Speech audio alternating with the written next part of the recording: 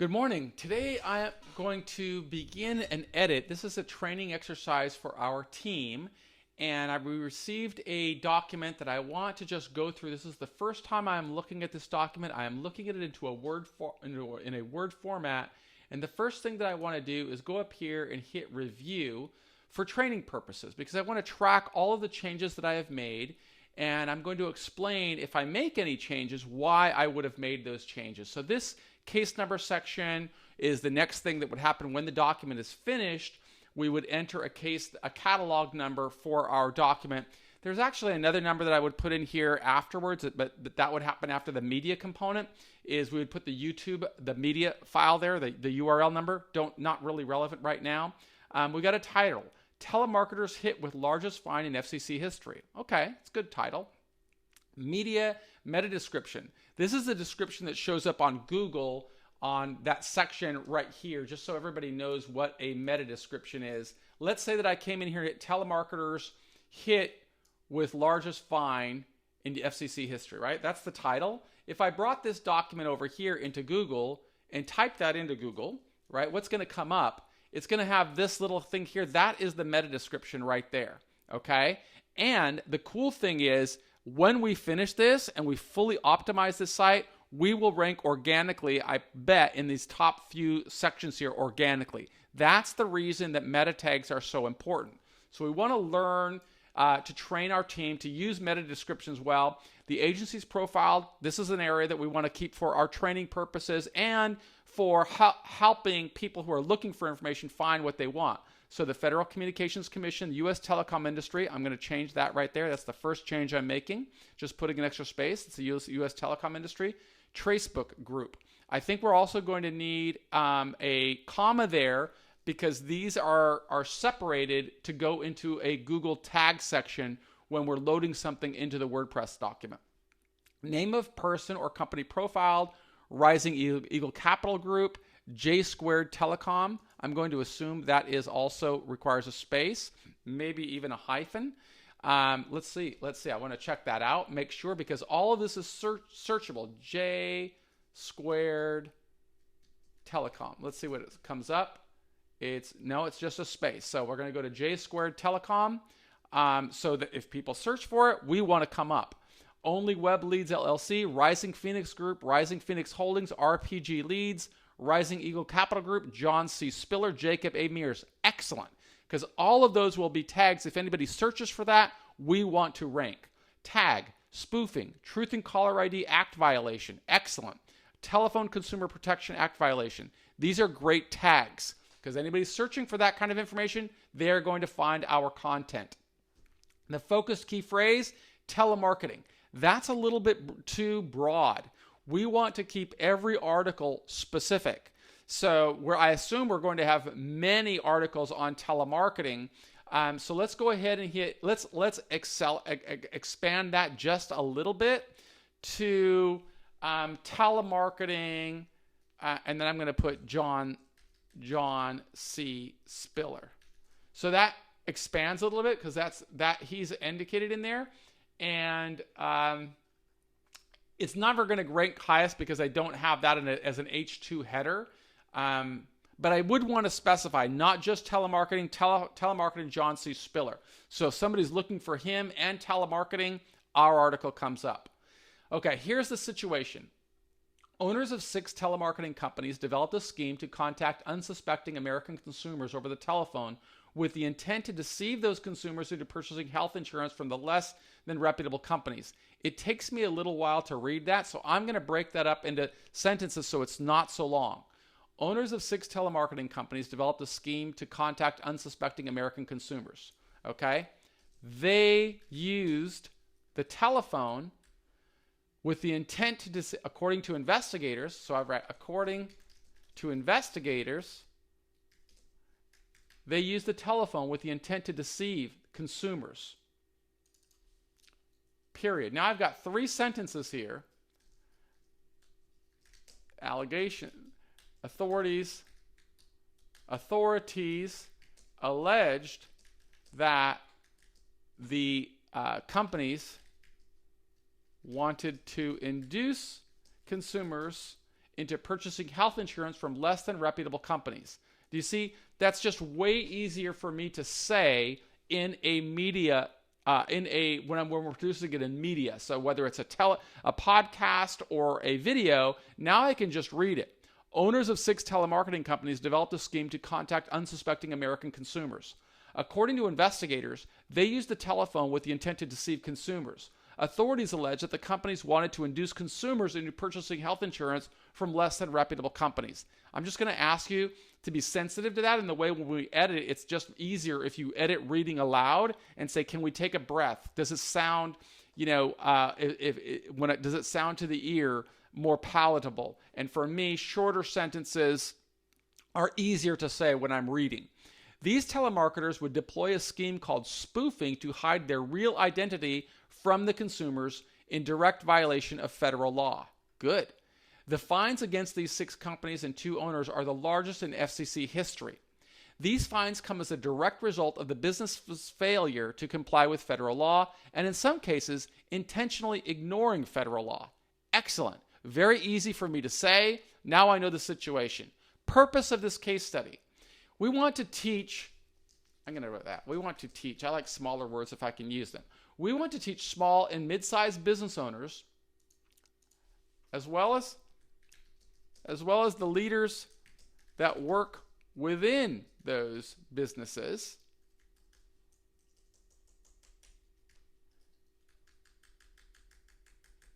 how mistakes they make we want to teach small and medium-sized business owners as well as the leaders that work within those businesses. They should know how mistakes on the job, let me read this again. They should know how mistakes they make failing to comply with federal law can create disastrous consequences to their business. They should know how mistakes or failing, mistakes that violate federal law, that's better, easier for me to say. And I got to read it. They should know how mistakes that violate federal law can create disastrous consequences to the business,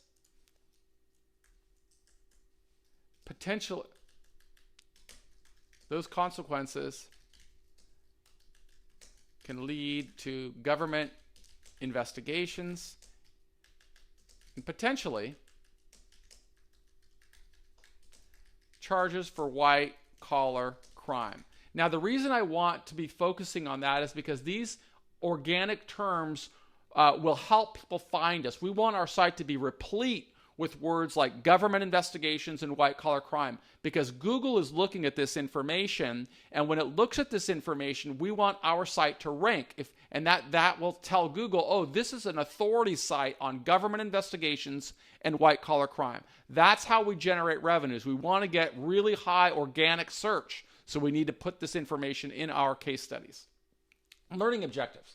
Upon completion of this case study, participants will be able to learn the basic concepts surrounding the Truth in Caller ID Act. Excellent. I hope that that's a tag. Truth in Caller ID Act. I don't know if it is or not, but I'm going to copy it. Now let me just make sure. Yes, it's already a tag. Excellent. Describe how the Federal Communications Commission has the authority to issue fines for violations of federal law. Understand basic concepts of spoofing. Identify ways your business can avoid becoming ensnared in a federal investigation, and explain ways you can protect your business if government investigators start asking questions. Business owners, business leaders, white-collar professionals represent our intended audience. Excellent. Key terms: Federal Communications Commission, telemarketing, robocalls, spoofing, U.S. telecom industry. I don't know, is that supposed to be that way? Let's take a look. I'm going to bring that over here. U.S. telecom, because he had it in there twice, so that could be the actual word. Industry. Yeah, it looks like that could be the word. That's interesting. U.S. telecom industry. U.S. telecom trackbook group. Okay, that's how it's called. Okay, excellent. So I got it stand corrected. Let me go back there and make that change earlier because I put that and that was wrong. So I put U.S. telecom. There it is. There is no space there. Okay. And then we're going to come back down here. Okay, Traceable Group, Truth in Caller ID Act, Telephone Consumer Protection Act. So I'm kind of showing you how we edit, and this is something that you need to be doing in your corporate sector if you're just watching this as part of the case study, but I'm going to just continue working through it. State of the industry. Direct telephone marketing, known more commonly as telemarketing, has been around since the advent of the telephone. More recently, telemarketing companies use automated telephone calls or robocalls as opposed to paying human solicitors to call potential consumers. With the increase in telemarketing companies came many negative associations with robocall solicitations. Many of these robocalls lead to scams and fraudulent transactions where the telemarketing company uses deceptive marketing practices and high-pressure sales tactics to take advantage of unsuspecting consumers. High-pressure sales tactics, just so you know, is a common key word. So I'm going to bring that up here to key terms. If it's not there, no, it's not there. So I'm also going to put that there because I want to rank for that. Okay, to take advantage of unsuspecting consumers. In this case study, we see how the United States acted against several of the most prolific telemarketing companies, leading to the largest fines in agency history. Background and an analysis. This case study profiles a large spoofing scam targeting U.S. citizens involving 6 telemarketing companies and 2 business owners. All the information in this background comes from 5 sources: 1 Federal Communications Commission's press release, 3 FCC investigator statements, and 1 newspaper article. Excellent. The FCC recently levied the largest fine in its history against a group of 6 telemarketing companies and their 2 owners.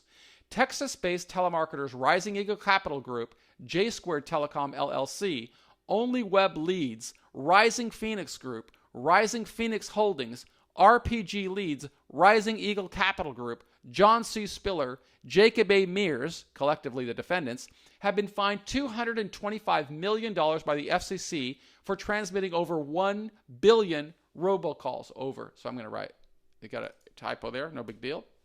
Over 1 billion robocalls, with many of them illegally spoofed. Spoofing, I'm going to put a new paragraph here because I didn't know what spoofing was. Spoofing refers to a relatively new type of fraudulent scheme where criminals use or attempt to obtain personal identifiable information or some personal financial information from unwitting individuals with criminal intent. Okay, that's an interesting point. I want to just comment on that, not only for my team, because this is really well written, so I have very little editing to do. I might as well just use this as our program.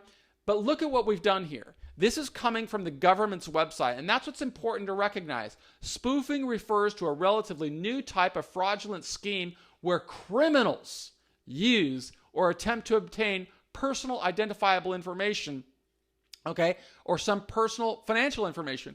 If you are working in a telemarketing company and your boss gives you this kind of information, or somebody suggests that you pursue this path, you should know that the government is going to refer to you as a criminal.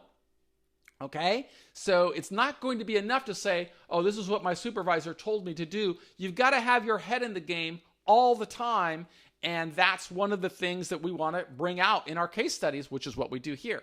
Common types of spoofing transmissions are called ID, text messaging, websites, email address, and IP addresses.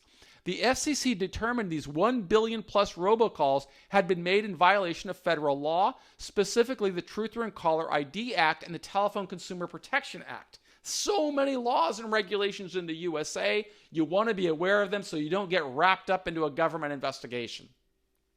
Congress promulgated the Truth in Caller ID Act in 2009, which authorized the FCC to enforce the federal law. The Truth in Caller ID Act had been promulgated in part to cut down on telemarketers perpetrating telephone-based scams on unwitting U.S. citizens. This law prohibits persons or businesses from manipulating telephone caller ID information with the intent to defraud, cause harm, or wrongfully obtain anything of value. So when the government accuses somebody of doing that, it really goes from being a civil problem to a criminal problem. And business owners and team members want to be aware of that. According to the FCC, they saw a large increase.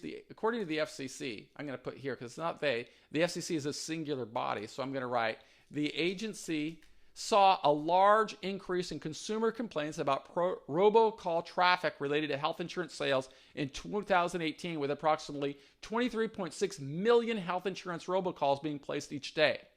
The defendants admitted they intentionally used the robocalls to sell short-term, limited duration health insurance plans to unsuspecting consumers and falsely claimed Aetna, Cigna, United Healthcare, and Blue Cross Blue Shield as the health insurers. Okay? If that's a misrepresentation, problems can follow.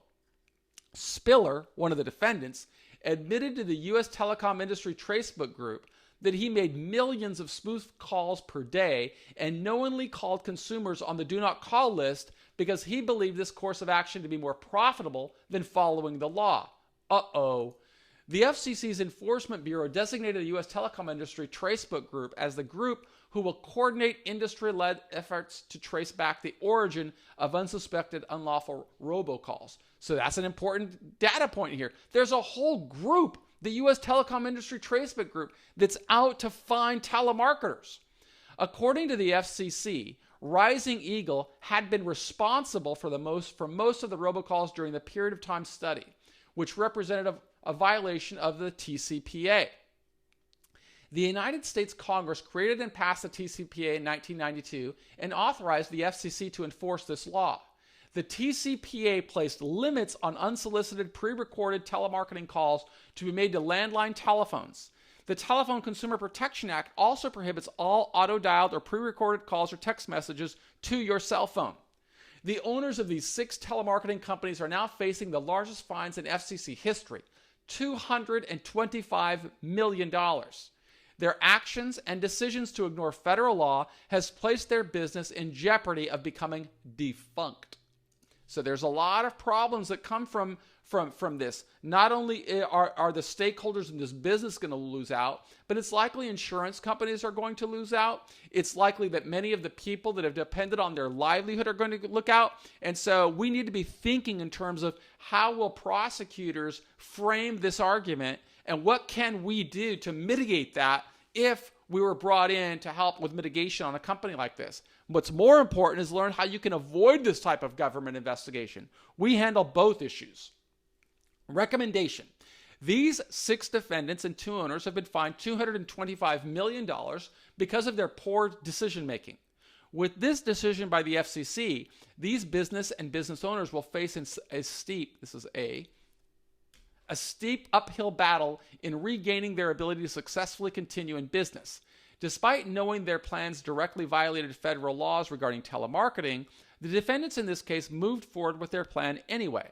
These businesses are likely now defunct, placing many, if not all, of the white-collar professionals at these telemarketing agencies out of a job. Again, these are the victims, but I don't really see why this is a recommendation here.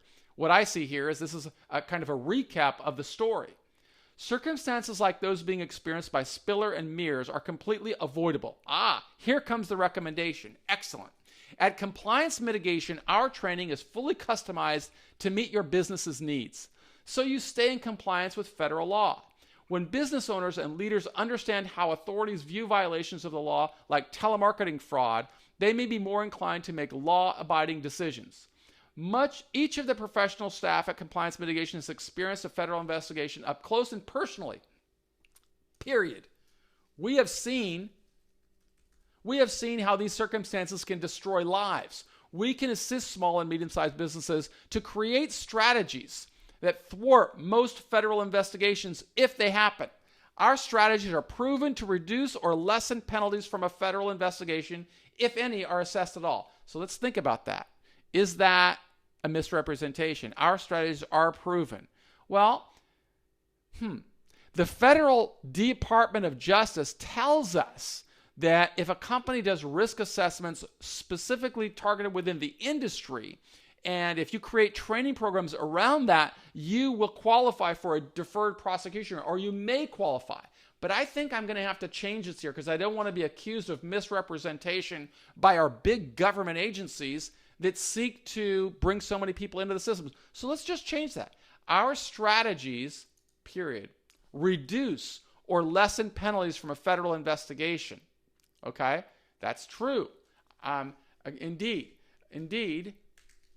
the Department of Justice has issued a white paper that gives the roadmap that a company that a company should follow if it wants to qualify for leniency or deferred prosecution agreements. Period. For more information, see our free course, Compliance 101. Right? That's what we do here. We try to teach people how to avoid a government investigation, but God forbid if somebody gets caught up in one, they want to visit us at Compliance Mitigation because our team has real expertise. Our motto, we did the time, so you won't have to. I am Michael Santos with Compliance Mitigation, and I want to thank our team for producing this excellent case study. I just wanted to give a live show of how I go about editing these before we publish them. Thanks so much for your help.